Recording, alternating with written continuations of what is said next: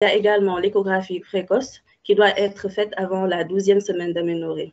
Donc, ils permettent de pouvoir dater la grossesse.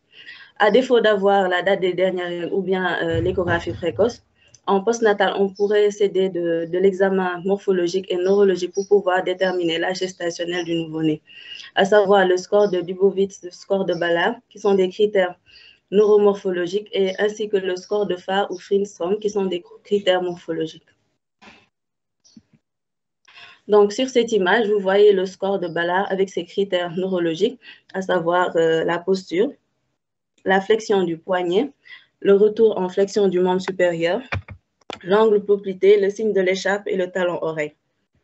Toujours avec le score de Ballard, on a les critères morphologiques qui vont concerner la peau, le lanigo, la présence de plis plantaires, le mamelon, l'œil, l'oreille, les parties génitales des garçons, si c'est un garçon, et les parties génitales du nouveau-né féminin. Donc, nous pouvons décrire le prématuré comme un nouveau-né présentant une tête plus grosse que le reste du corps, une taille plus petite. La peau est transparente avec de nombreuses vénules sur l'abdomen, de consistance fine. Le vernis caseosa est épais et diffus, et il y a disparition progressive du lanugo. Les cheveux sont laineux avec corne frontale non dégagée. Le panicule adipeux sous-cutané est négligeable. On note des œdèmes des extrémités. Au niveau des oreilles, le cartilage est mou et pliable. Les mamelons sont peu développés et il y a une hypotonie axiale et périphérique. Donc, sur cette image, nous voyons là un nouveau-né qui est à terme avec une attitude en quadriflexion des membres. Et là, nous voyons un nouveau-né prématuré avec une hyperexpansion des membres. On parle d'attitude de batracien.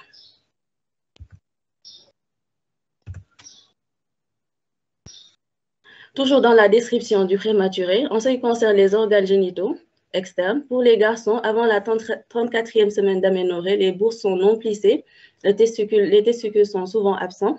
Et chez la fille, les grandes lèvres sont peu développées, les petites lèvres et le clitoris sont proéminentes. Et concernant les lignes plantaires, elles sont peu marquées et les ongles sont courts. Donc, sur cette image, on voit bien les organes génitaux de type féminin, avec les petites lèvres qui sont proéminentes par rapport aux grandes lèvres. Et là, sur cette image, on voit que plus l'enfant est proche du terme, plus on a apparition des lignes plantaires.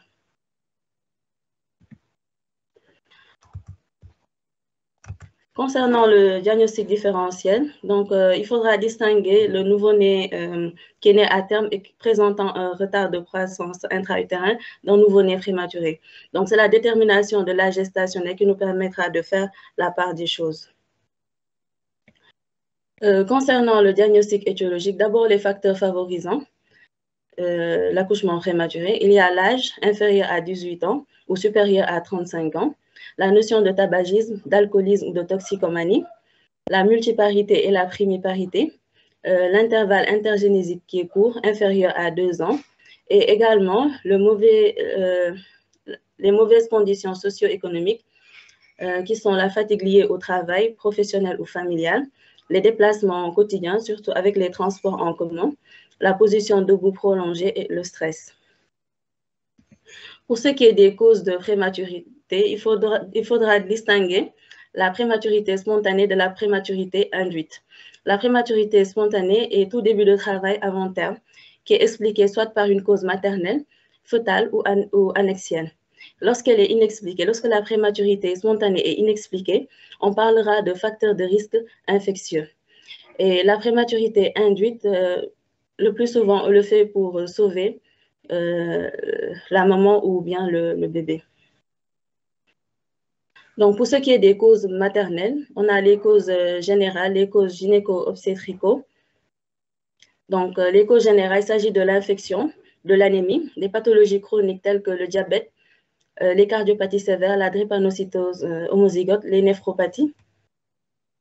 Les causes gynéco-obstétricales sont les malformations utérines, à savoir les synéchies, l'utérus uni ou bicorne, la béance cervico-isthmique, la toxémie gravidique, la toxémie compliquée, c'est-à-dire l'éclampsie. Et nous avons à côté des causes fœtales, qui sont les grossesses multiples, les malformations fœtales et le retard de croissance intra-utérin. Comme cause annexielle, nous avons des anomalies de quantité du liquide amniotique comme l'hydramnios, l'oligoamnios, le placenta prévia, l'hématome rétroplacentaire et la rupture prématurée des membranes.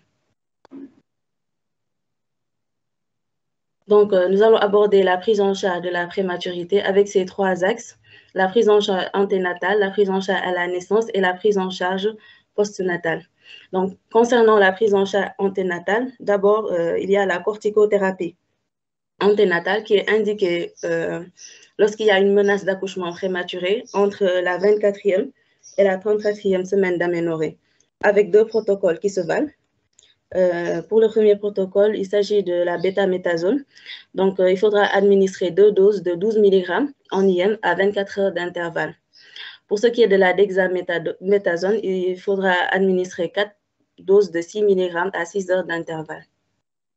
Donc, les avantages de cette corticothérapie anténatale, c'est la maturation pulmonaire pour prévenir la maladie des membranes hyalines, la maturation des vaisseaux, prévenant ainsi l'hémorragie intraventriculaire et la réduction du risque d'entérocolique ulcéronécrosante. Donc, à côté de cette corticothérapie anténatale, on a le sulfate de magnésium qui est à visée de neuroprotection fœtale, qui doit être administré à la maman en cas de menace d'accouchement prématuré avant la 32e semaine d'aménorrhée. Donc, le sulfate de magnésium va donc aider à prévenir les paralysies cérébrales. Donc, on a également comme prise en charge anténatale, on pourrait faire la tocolyse qui va permettre de retarder l'accouchement et ainsi de faire cette corticothérapie anténatale. Il y a également le transfert in utero. Donc, comme c'est un accouchement à haut risque, donc c'est pour permettre à l'enfant de naître dans un milieu spécialisé. Il y a également l'antibiothérapie maternelle en cas d'infection.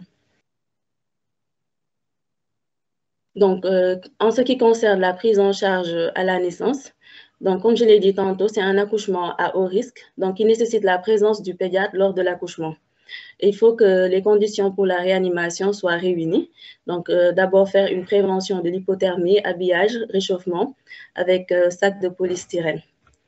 Donc, il est conseillé de débuter la CPAP dès la salle de naissance de manière précoce pour éviter le collapsus des alvéoles et l'administration de surfactants s'il y a une détresse respiratoire. Donc, et ensuite faire un monitorage de la température, de la saturation, du dextro, de la tension artérielle, de l'ECG. Donc, comme pour la protection thermique, nous disposons de l'incubateur qui est là.